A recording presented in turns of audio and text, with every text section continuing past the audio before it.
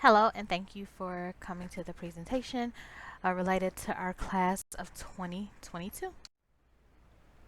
So I think many of us are familiar with each other, but for those I haven't had a chance to meet, my name is Mrs. Tonika Russell. I have been at Arbor Prep since March of 2016, so I'm going into my fifth year here. I love being here. That's why I included some pictures pre-COVID of me and some of my students when I was able to get really close with them and spend time with them. I love what I do. I love spending time and getting to know your students. And that's why I really hated the fact that I haven't been able to spend a lot of one-on-one time and getting to know them this year. And I'm hoping that restrictions will ease up next year so that we can really develop a relationship like I do with many of my seniors. I graduated from the University of Michigan Flint with my bachelor's and master's, and I recently graduated in 2020 with my school counseling and mental health counseling license. I have a daughter named Demi Rose. I talk about her all the time to the students. Sometimes I make them look at pictures before I will assist them. So if they come home and tell you that I made them look at Demi Rose before I help them out, they are telling the truth. I still live in Flint, Michigan currently, so I have about a 45-minute commute to work. I absolutely love Beyonce, and I've worked in college access for 9 years. Before I came to Arbor Prep, I worked at the University of Michigan Flint as an admissions counselor. So I've actually been on both sides, and I think that really aids me in being able to help your students. And again, I've been at Arbor Prep for about 6 years. So I count the school year. So this is my sixth year of having seniors, but will be my fifth full year, if that makes any sense. So let's take some time to look at what my current seniors are. What are they doing when it comes to college and their post-secondary plans? So this is the first year where their entire year they have known that COVID is going to be a factor and continue to be a factor. My seniors last year made plans in the beginning of the year based on an open world, and then some of them had those plans changed. But these seniors have known from the beginning that there might be a chance next semester that I'm going to not be able to fully be on campus. There could be a chance next year that my classes could still be held virtually. And even though restrictions are easing up, colleges have not announced what next year will look like for their students. And I don't expect those announcements until right before the college semester starts. So students are kind of making their decisions blindly.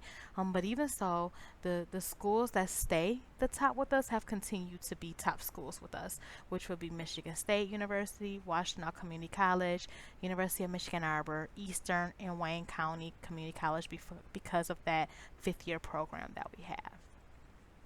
I put asterisks next to Washtenaw and Wayne because a reminder that seniors still have to apply and be accepted to a four-year university even if they're attending a community college. They don't have to go, but that is a requirement amongst PrepNet schools. Washtenaw gives us 5 full rides, so I always encourage students to apply there. And then again, that Wayne County Community College has to do with our fifth year program in our early college. And students are deciding to complete that early college program, including the fifth year, just because of the cost of college and because it's not guaranteed they're going to get the full college experience as they go off anyway. Cost continues to be the biggest factor with students. Once those financial aid award letters come out, which typically happens to seniors like February or March month, uh, they're looking and saying, I don't, this is a lot of money. And, they understand what a burden that can be for their families if that's something that you all have talked about. So that's how they're making a decision. And they're really listening to you, mom and dad and grandma about what they should do. So continue to have those conversations so that I can assist them with what is best for them and their family. Many students are choosing to stay at home, and it goes along with with the idea that at the beginning of the year plans change. When they're freshmen and sophomore, they want to go far away. I'm working with my freshmen right now, and they're like, I want to go to Texas and Hawaii and Florida, and I love those plans. But as they begin to look at how much college costs, as they begin to think about being away from home, a lot of them are deciding, you know what, I'm gonna stay at home another year, or I don't want to go that far. I'll go to Oakland, I'll go to Wayne State, but I can still get home if I need to. And the pandemic is really altering many students' college choice. So even though we have some schools on our top list that require them to stay on campus, such as Michigan State, many students are deciding I may just stay home another year, or I want to go to a smaller school, or what happens if they go back in full person class and I want to be virtual? These are questions that students are asking, and I love them because they are, looking to protect themselves but still get their education and their experience. So as we begin to start working with your junior, soon to be senior in a couple of months, we look at where does your GPA fit in Michigan schools. So if a student is looking outside of Michigan, that's another conversation that we have to have. But these are some of our Michigan schools, and where does your student fit? If your student is a 4.0 and above student in a 3.9, 3.8 area, the rigorous schools will be schools that they can definitely apply to. Hillsdale and Kalamazoo would be two of the most rigorous schools in the nation. And University of Michigan Arbor and Michigan State are our top schools that they would look at. I'm not including any information about SAT that they need, and I'll talk about that in the upcoming slides. Schools that are not as rigorous but still require a student with a decent GPA, I would say in the 3.5 area, would be Michigan Tech University, University of Michigan Dearborn, and I include Wayne State because even though they admit students who have a lower GPA range, so those that will be in the wiggle room and middle room area, they require additional commitments from those students. That could be staying on campus during the summer, completing other programs. So if you just want to be admitted outright to these schools, then you need to have a decent GPA. The middle range, so you can get into the 2 point areas, maybe a 2.9, 2.8 with the middle range schools will be Oakland University, Western, and Grand Valley. One thing to remember is even though you could get into these schools, you still would need to have over a 3.0 GPA for many of the scholarships they require, especially Western and Grand Valley. And then schools that have wiggle room, so our students that struggled. I was a student that struggled in high school, and I needed a college that was going to admit me. And this is the area that I looked at, those wiggle room schools. So Ferris, Eastern Michigan, University of Michigan Flint, which has a program for students who have a 2.3 GPA to 2.7 GPA. And you have an interview. If you're admitted, you get free housing, which is completely awesome.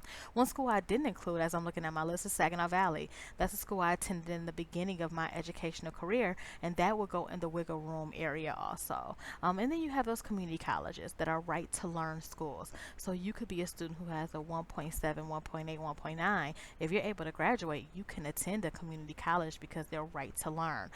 They admit all students no matter GPA as long as you have a high school diploma or as long as you're able to get a GED. So this past year, Michigan schools began to be test optional. And test optional does not mean we don't accept test scores. What test optional means is, hey, you can choose if you want to send your test scores in or not. I have some students that scored in the 1400s and they're like, please send my test scores. I have some students that scored in the 800, 900 for the SAT and they're like, Ms. Russell, don't even mention SAT test scores to me or sending it.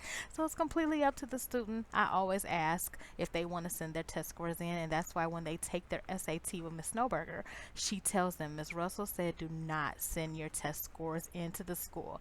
I can always usually send them for free on their transcript, but sending them automatically takes you out of the test optional area. It automatically makes your test scores be a part of your admissions decision. So you just want to make sure you don't send them without talking with me. Again, it's more important that we work together. So that goes right into the test score conversation. If you're just sending your test scores and then you're like, "Oh, Miss Russell, I didn't know. There's nothing I can't take them back, and there's nothing I can do." So make sure, students and parents, that you have that conversation with me about sending your scores off, and we look them over because many of the schools you'll be able to get into without them. Some schools are still requiring them for scholarship purposes, but we can have that conversation.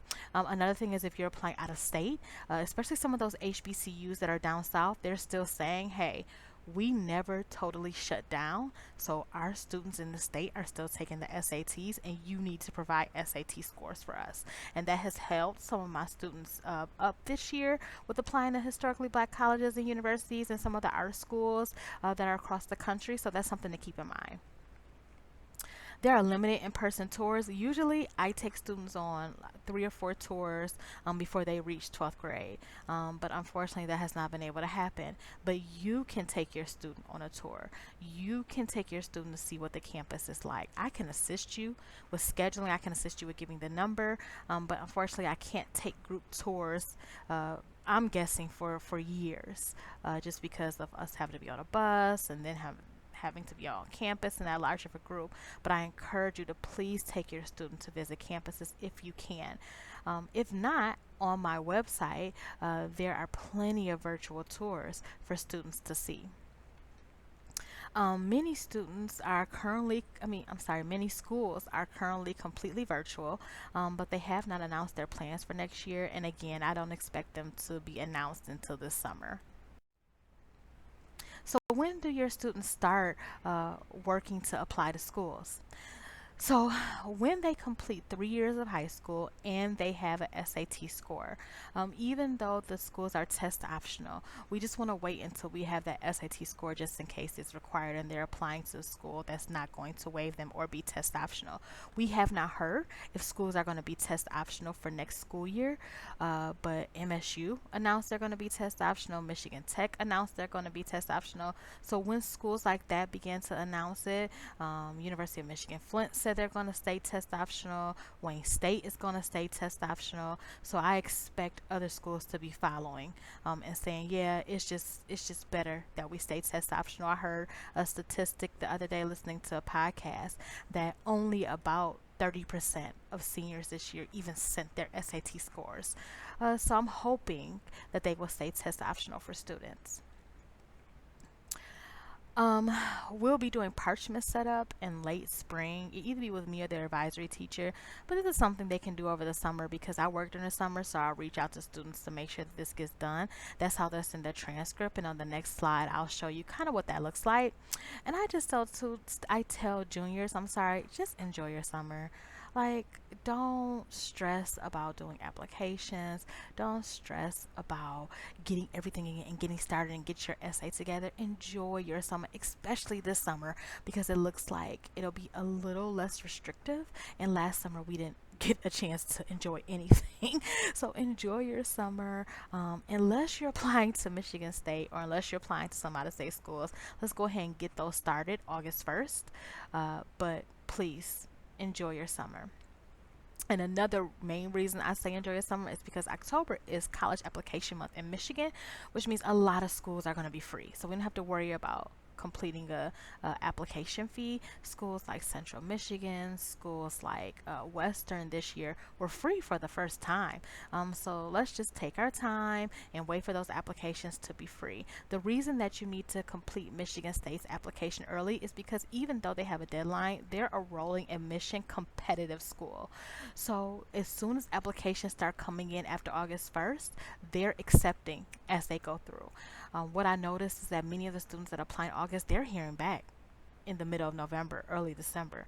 Those students who apply later on in the year, they're not hearing back until February, March. I just had a student come in today. We've been waiting to hear if she was accepted to Michigan State, and she just heard back over this past weekend. And that's a lot of anxiety that was built up as she sees her friends get accepted. So let's go ahead and get those applications in. And a lot of out-of-state schools have completely different requirements and deadlines than our Michigan schools, so we want to abide by those. This is just what parchment, the icon looks like, and that's how students send their transcripts to schools. There's no other way. Students cannot email me and say, can you send my transcript to some school? Because my response is always, do your request on parchment and I'll take care of it. And the details of how to do this, if a student wants to go ahead and register their parchment account now, is on my website. So they could go ahead and complete that and have their parchment account all set up. They want to make sure that if they want their SAT score sent, that they just let me know and I can send it on their transcript. They should never have to pay unless they go through and the school says we do not accept them on their transcript. And then in that case, even sometimes I still can download their score report and send it for them. I try to go through every freeway option that we have instead of them having to pay to send their SAT scores. So starting with those applications, the Common App, which a lot of schools use, it opens August 1st. The Common App is a centralized application where they will complete their name and important information one time, and then they have to go through and do any secondary application information for every school. So they could apply to Wayne State, University of Michigan Arbor, Michigan State, University of Michigan Flint, Hillsdale, and some out-of-state schools, all on this one application. It's a lot of work, but I think it does make it easier for the students. I have fee waivers that are available for students. So they would just mark on there that they receive a fee waiver, and then I'm going to upload in their Google Classroom that I'll be starting information about how to get those fee waivers and everything. So they just need to make sure that they're looking at all the information I send out for them. And then even in the summer, I will have some summer workshops. So I couldn't have them last year because we couldn't meet, but this summer, I think it'd be great for all of us to get together, be in the commons area so we're spaced out and really work on things together. And then they always, this is so important, I say it every year. I tell your student every year, I put on the website, I put on the Google Classroom, they have to make sure they use my arborprep.com email. If they send it to my prepnet.com, they have to go back in, delete me, and then upload me again at arborprep. And sometimes I might miss those for a while. So please, students, this is so important. When you invite me as your counselor, you must invite me at trussell at arborprep.com, and I'll make sure that I say this information again. Some schools require letters of recommendation. So a school that comes to mind would be Wayne State. Because they're not, if you're not sending in your SAT score, you must have a letter of recommendation now to be admitted. And you want to ask your teachers early on. So I have brag sheets that are in my office, and I also will put them on their Google Classroom, and those are mandatory for me. Even though I know many of your students, I could, if someone came up to me and said, tell me about such and such, I could go on for days. That's not always good enough. I want to make sure I hit those important points that colleges need. So I require a brag sheet, and many of the teachers that are in Arbor Prep now will ask, where's your brag sheet? Did you get a brag sheet from Ms. Russell? So students want to make sure that they come in and complete one. I also will put it in the Google Classroom. When I start that Google Classroom up in April, I would say is when I'm going to have that Google Classroom up and running. And they want to make sure they give teachers enough time. So hey, if you know you're going to apply to some schools over the summer, go ahead and ask for letters of recommendation early on so that teachers have enough time. They're going to be doing a lot of closing out. And remember, a lot of your teachers don't work in the summer. So the expectation that you can email them in June and get a letter of recommendation isn't really fair, because they may not be checking their email. And some students will even say, well, Ms. Russell, can you call them? And no, I'm not going to call them and ask them to do work over the summer. You just will have to wait. Not every school requires a recommendation, so if they don't waste your time. They're not going to read it. Another school like University of Michigan Arbor, they require one letter of recommendation and mine. If you send in 5 letters of recommendation, they're not going to read every one. They're going to read one. So you want to send in your most strongest one. Don't send in 7. Don't send in 10 thinking that it's going to help you. It's not. Send in one really strong one and then go about your day. My students that are in the early college, so this 12th grade year that you have coming up, you're just relaxing, because we treat 13th year like your senior year. So you'll do your college applications, you'll do your senior projects, you'll do everything during your 13th year. Your decision if you're going to do a 13th year needs to be made by the end of the first semester, because then I will have to have you do your senior project. I will be your advisory teacher for next year, so I know you all just got excited when you heard that.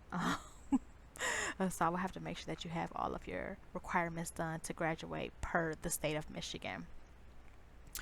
We work to make sure that all of your credits are transferred, so that's all taken care of.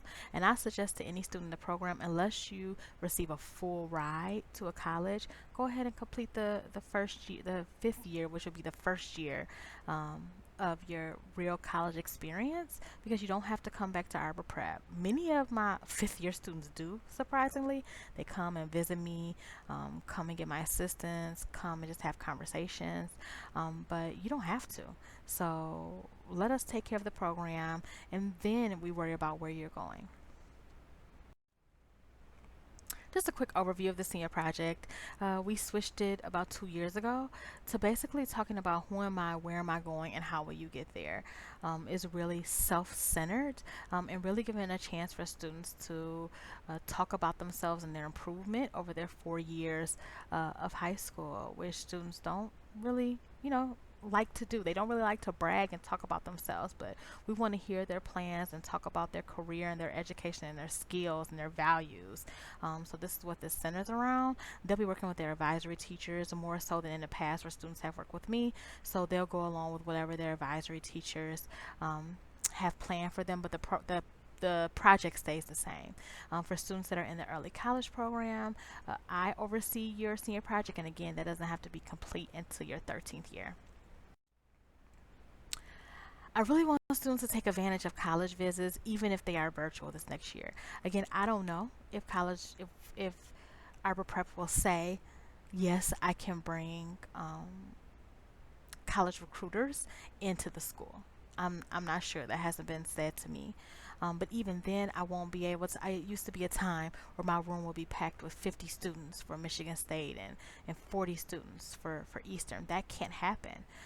So they may have to continue to be virtual, or I may have to hold them in the commons or outside. I'm not quite sure how that's going to go, but I need students to attend. And why I need students to attend is because I know that a lot of students and parents see me as an expert, and I am. I'm an expert on a little of a lot of things.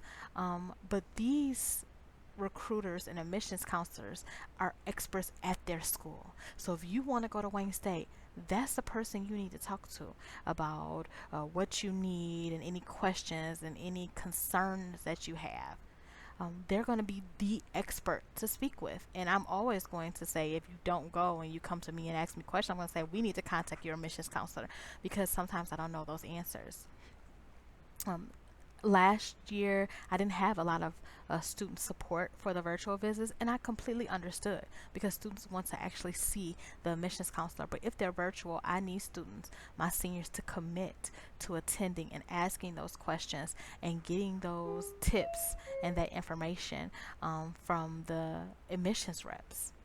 And then I have virtual tours on my website that I really want students to attend. Those are for you, because if you can't get to campus. I was a student where my mom and my dad worked all day. They didn't get off until 5. They couldn't take me to a college visit. So use those virtual tours, and even maybe come into my room and watch them with me so we can kind of talk those through. I've been to every campus in Michigan outside of Michigan Tech and Northern and Lake Superior State, which are completely up north. So I would love to talk through with you and get a rep on the phone or Google Meet, so that we can have more of a discussion about, is this school a good fit for you. When looking for a good fit, you want to talk with your student, and students, you want to talk with their parents about what is the best fit for your family. I talk about finances, but sometimes that's not important for families. Sometimes families have been saving, or are say, you know what, we are able to commit and support our student no matter what. So whatever is going to assist you with making the college decision, whether it's the values, the programs, the locations, the cost, the housing, the size, that is what you want to look for in a school. And if you don't know what a good fit is for you, then come see me. So there's some important information about paying for school. So some families have already received TIP information, which is the tuition incentive program that is offered through the Michigan Department of Treasury. These would be students who have received Medicaid for 24 months within a 36 consecutive month period. I have a list of students. I reach out to those parents and those families, but you also receive a letter in the mail. If you decide to attend a school that offers associates programs, and those courses are taken care of. If you decide to attend a school such as Ferris, where they offer associate programs, but they also offer bachelor degree programs, you have to be in an associate program there. They'll pay for the tuition, but not the housing. I'll have more meetings with students about TIP and reach out to the family, so that's something that you have to remember. You do have to complete the FAFSA in order to receive TIP. Students that receive free and reduced lunch, your college applications are taken care of. I have fee waivers for you, and then you also receive reduced costs for taking your AP exams. In order to complete applications, students do need their social security numbers.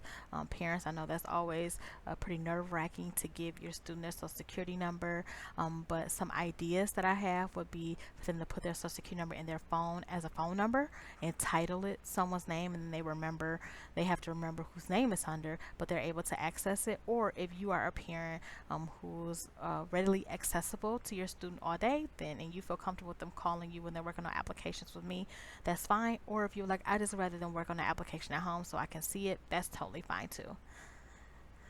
Scholarships usually arrive in my office in November. I send those out to students through Google Classroom, through email. If it's a specific scholarship, maybe one that's looking for Latino young women, then I would send that out to my Latino young women. Or one that is looking for students who have attended East Arbor, then I would send it out to students I know who have attended East Arbor. But those that are open to everybody, I send those out and I put those in the Google Classroom. So students, make sure you're applying. Parents, make sure you're staying on top of your student to ask them have they applied to any scholarships. So how do you afford college? It's always the main question. Yeah, we want to go, but how can we pay for it? The number one way to receive grant money and loan money and work study would be the FAFSA. That's the free application for federal student aid. This opens in October of 2021. So next school year, it'll open October 1st, and then it's due by March 1st. I had some parents that said, well, when I look on the FAFSA website, I see that it's not due to June 30th. And that's true. But March 1st is the priority deadline. That means that you have the best chance to receive the most money by March 1st. Can you make too much money to receive money from the FAFSA? Yes, you can, but you won't know unless you complete the FAFSA. Can you only receive loan money? Yes, you can, but you won't know unless you complete the FAFSA. And I encourage every single family, no matter how much you make, to complete the FAFSA. Uh, on my website, I have links to completing your FSA ID and completing the FAFSA, and I assist families. I had to do it virtually this year. That was horrible. So I'm hoping next year that families will be able to come in and complete their FAFSA with me. These are just different factors that are considered, but we won't know until it's processed and we're able to actually look at it. And you just want to remember sticker price versus actual price. So what that means is that I've seen students who have applied to Albion College, and Albion College is a private university. So it's about 43 and $45,000 to attend. And once they have received grant money, once they have received scholarships, once they receive work study and some loan money in there, it end up costing much less and much more affordable than it would have been for them to attend Wayne State, or for them to attend another school where they still will have to stay on campus. So we just wait to the end before we decide and put all our eggs in one basket. And then we talk about athletic offers, because Arbor Prep is a big school for sending students to Division One, Division Two, and even some Division Three NIAA schools. I tell students, let's still complete applications until we're for sure. So I have a couple of girls that, because it seems like girls sports tend to let them know earlier on that they're getting a full ride or that they're getting money for school. So I have girls that come to me their sophomore, junior year and say, Miss Russell, I'm going here and I received a full ride. Okay, so what do we need to do for that school? But a lot of my boys, those schools wait kind of towards the end of their season. So I have them still go through the process of applying, still go through the process of completing that FAFSA, and then we worry about those athletic offers when they come. But it can't hurt to already have everything complete. So if that gave you a little bit of anxiety about how you're going to pay for school, I encourage my families to do the FAFSA forecaster. This will give you an idea of how much you'll be eligible for. It's just an estimate, but how much you can start looking at for your college education. And the website is down at the bottom, fafsaforecaster.ed.gov. There's also Raise Me. So Wayne State and Madonna are two big schools that use Raise Me. This gives micro scholarships for your achievements in high school. So have you taken an AP class? Have you gone to visit a campus? It gives you scholarship money. I've seen students who have amassed about $20,000 here on Raise Me, so it's pretty awesome.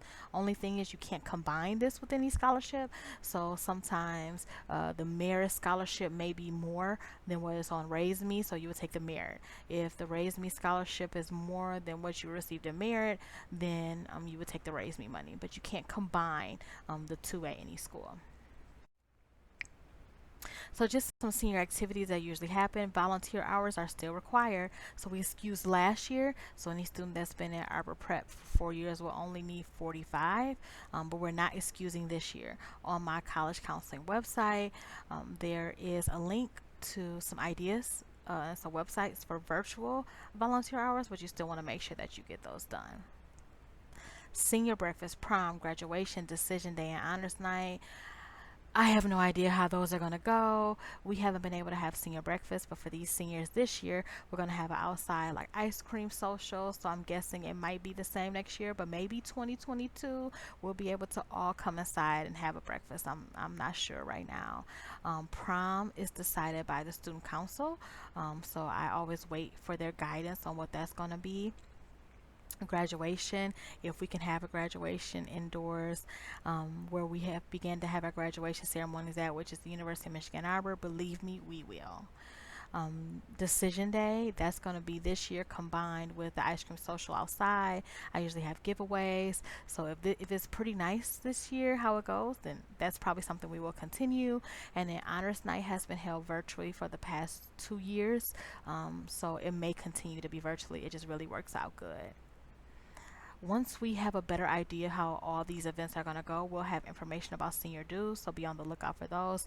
This year, senior due information went out in January, so probably be on the lookout about that same time. And then senior presentations for the senior project happen in March of every year. So things that I do and that you can count on me to do for your student to help. I have a Google Classroom for every class. So this year, the class of 21, they have their own Google Classroom. I put information in there, and I ask for students to make sure that they check that and that they're completing everything that needs to be done on there, because I ask for, like right now, I'm asking my seniors to send me in their baby picture and senior picture. So just making sure that students stay on top of their Google Classroom. Those virtual college visits, please make sure that you attend those so you could talk to those admissions counselors. Advisory visits, so I really bring advisories into my room and work on different activities and just have conversations with the students. Virtual meetings, I pretty much am meeting with seniors, especially those virtual ones, all day. Now if we're not virtual next year and we're in person, then I probably be calling students down to my room, and seniors do drop-ins all day so that I can assist them. I do not count on seniors to email me, because I will not get my heart broken like I did my first year. So what I do is I get their cell phone number and we text, and that seems to work out perfect. And then last is my Gator College Counseling website that is updated every day. That there's new information. So I ask families to make sure that they favorite that website, and you can always go there first for information, because everything that I'm telling you today, including this, as you see this video, is on my site. So just contact information about me currently until we go back full face to face. I am in the building on Monday, Wednesdays, and Fridays. Families and students are welcome to stop in and have a chat with me. That's my phone number. I prefer text messaging. I sound like one of the teenagers now, but I prefer text messaging because it comes through as an email to me and I can usually answer right away. And then I can be emailed at Arbor Prep, or because I also oversee the other schools, I have a PrepNet email, but it's prepnetschools.com, not chules.com. So just sorry about that. Tuesdays and Thursdays I'm available. I'm available for virtual meetings. My college counseling website, and then just a reminder that I will be out April 8th through May 8th because I'm having surgery, and then I'll be only be virtual May 8th through June 8th. I will be here probably 2 or 3 days throughout that time to hold events. So if you have any questions, I ask that you email me or shoot me a text message. And I hope that you found this extremely informative. I'm holding some other workshops throughout the next 2 months. So I'm holding an early college workshop, but that's only for if you have any students that's a freshman or a sophomore. I'm holding a workshop to talk about financial aid, and then I'm holding one to explain PSAT and SAT scores. So you can find those on my website, the link, and then I also will send an email out. Again, if you have any questions, feel free to text me or email me, and have a great day.